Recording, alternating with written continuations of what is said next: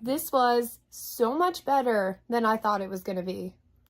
Hi, I'm Nikki, the Obsessive Bookseller. Welcome to my channel, and welcome to Challenge Overhauled. This is a series I'm running with my patrons. They voted, and the focus of this quarter are books that we hauled over the last year that we would like to pay more attention to. Now, I've been working on thinning out my unread section of my library for a couple of years now, and I was just thinking the other day how I don't seem to be ever making any progress. Like, what is this? Yeah, it's because I brought home over 200 titles last year. And how many of those did I read? Probably about half of them. And I had picked up a bunch that I had already read previously. But still, 100 new titles in the section of books that I haven't been making a lot of time for. That's way too many. I'm never going to make progress at this rate. So the challenge is perfect for me. And last time I picked from a little bucket, and the winner that was chosen, Ruin of Kings by Jen Lyons. I really enjoyed this book. This is the type of find that I love the projects for, because I would have never gotten around to this book, at least for like several years. It would have just continued collecting dust on my shelf. But like right from the very first word that I read, I was hooked. In fact, here's a reaction clip. Okay, I normally don't film updates before like reading the whole book or whatever, but I'm like not even into like the first page of this book. And this part right here, the introduction, before it even says, please hold, part 1, like I'm already sold. I freaking love this. Basically it's indicating that the entire text is like a chronicling and like an account that someone put together, and the footnotes are there for a purpose, because the person who put together this accounting of things is adding up bits of their own perspective to the research that they've done. Like, this is so cool. It's right up my alley. It reminds me a little bit of 16 Ways to Defend a Walled City by K.J. Parker, a little bit, and also Justice of Kings.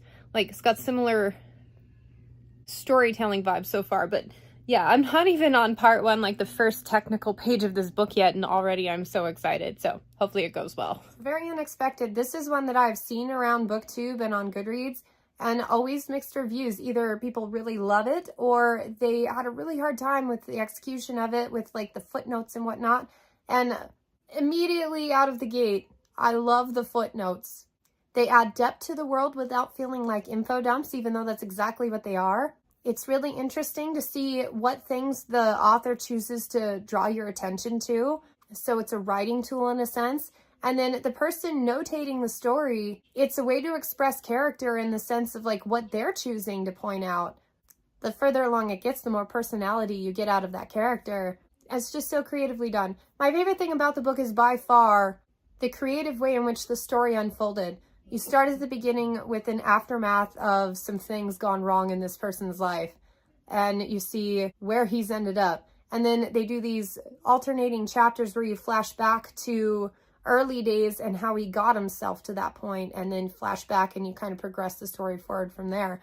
And usually when stories are split like that, I lose momentum with one or the other. But in my mind, these were like perfectly orchestrated, both highly interesting points of view from the same character in different timelines, and they kind of like merge together near the end. Beautiful culmination of things. And I love how the author kind of layered the plot, where you find out things in very small increments. Like, she'll give you a hint of something, and then she'll expand on it in the next chapter, and then you got a hint of something else. So there's always that draw to find out more. And honestly, the reveals on what was actually going on is probably not as exciting as my imagination made it when she was giving me like teasers or whatever, but it was so cool. I enjoyed it thoroughly. Very unconventional in the sense of what she did with some of the characters in the plot. This is an incredibly ambitious book where there's so many ideas and it could go wrong, but she managed to find the balance. And I am both not too overwhelmed that it's over my head, and it's also not so much that it seems stupid. Like, it's on the cusp, you know what I mean? Like, a couple of mistakes and it would have gone into the realm of like, that's just like add the kitchen sink at this point. But no, she manages to balance that line quite well. The character work is interesting. The main character, she doesn't hang much of a lantern on it, but I thought he was a little more mouthy than he needed to be in certain situations where I think it would have been like a deadly mistake to be that cheeky, right? But it is part of the character's MO. I'm not sure I like the character, but I really enjoyed reading about him. The side characters are interesting.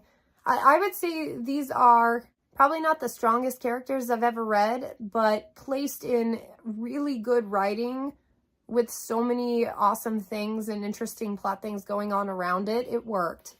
So, color me surprised.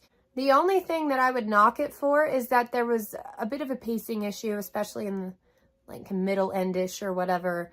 It took a little bit more time than it needed to, but then again, the whole story was kind of about just kind of basking in what was going on, and it continued to bask even when I thought it maybe should have picked up a little bit of speed. But take into account, I was also trying to rush to finish this. I was already behind schedule a little bit, and I picked this chonker, and at least the first 10, 15 chapters I had to read physically and very slowly to make sure I was picking up on everything. And then eventually I was able to switch to audio because, you know, once you get your feet under you with this one, it's not like a Malazan book where you need to keep referencing back. Like once you establish everything, then she does not add so much more that it's hard to follow on audio. But at first you might need to listen at like half speed or something. No, don't do that. But you know what I mean. Anyway, the fact that I felt rushed to finish this sooner than I would have at my natural speed might be one of the reasons why I felt like the pacing was a bit off. Overall, 4.5 out of 5 stars. Really enjoyed this read. So many creative things, and I appreciate the author. There are 4 more books in this series, and then she has one coming out sometime in this summer about dragons, start of a new series, and she did handle dragons pretty well in this book. So I'm excited to see what she's going to do with that one. But like, I don't know, I'm probably going to try to finish this series first before picking that new one up. Yeah, I'm a huge fan. This is awesome. I would not have picked this up for years. And I don't know if it's because I've been sick and my brain is still in a little bit of a fog, but other books you might like. I had kind of a hard time figuring out which books to pick for this one, but I ended up on The Will of the Many, the first book in the Hierarchy series by James Islington. When you start Will of the Many, there's this sense of something building and this grandeur, and you've got all these enigma things that you learn more about. And I feel like Ruin of Kings was very much in that same vein with that layered plot and incredible creativity. Will of the Many happened to have a bunch of like school setting, training sequences, and an amazing momentum. All of those things kind of trumped Ruin of Kings. But I feel like if you like this essence of story and the moodiness of it and the way some of the characters' profiles were and their behaviors and stuff, I think you would highly enjoy Ruin of Kings, and vice versa. Blood Song by Anthony Ryan. So if you like Ruin of Kings, but footnotes aren't your thing, but you kind of want that same kind of coming-of-age story, but kind of a more interesting plot complex, I don't know, Blood Song is easily one of the best books I've ever read from one of my all-time favorite authors, and I don't recommend it often enough, but single character profile, this one is much more simple and straightforward, but the pacing was slower. And you have a character who kind of took a hold of his own destiny a little better. So, yeah, it's a stretch, I know, but it's a good book. So if you've never heard of this book, even if you have nothing to do with Ruin of Kings, pick up Blood Song. You'll probably like it. And then The Lies of Locke Lamora by Scott Lynch. Now, don't get too excited. Ruin of Kings didn't have that amazingly strong voice that I love so much about Scott Lynch, but it did have, with world building, the sense of scope and discovery and travel, but then the city setting is kind of like the home base. A very similar atmosphere and feel to that. So especially if you like the second book, Red Seas Under Red Skies, I think Ruin of Kings would be a good pick. And kind of like the mystery, I wouldn't call it espionage, but there's like underground dealings and whatnot, so similar vibes. Normally at this point I would pick from my little bucket and show you what the next book would be, but Ruin of Kings took me so long to read. It took me an entire month where I only had 2 weeks slotted for it that I had to get started on the next book to finish out this video series on time because I'm still trying to mess around with planning for timing on this project. I think I'm almost there, but I am behind a date. So I have a clip of myself picking the next book. Here we go. Okay, it's time to pick the final book for the challenge. Now, I have read more books than I've actually committed to for the challenge. I've committed 5 books for this actual video series, but on the very last episode, I'll talk about all the other books that I've read, just happenstance that I hauled last year. But anyway, so pink are books that I really want to read. Yellow are ones that I'm not sure could go either way, and green ones are ones that like I really shouldn't have bought.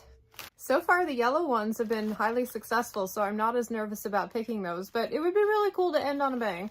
I really hope it's not a green one. But, okay, here we go. We're going to pick. Committing.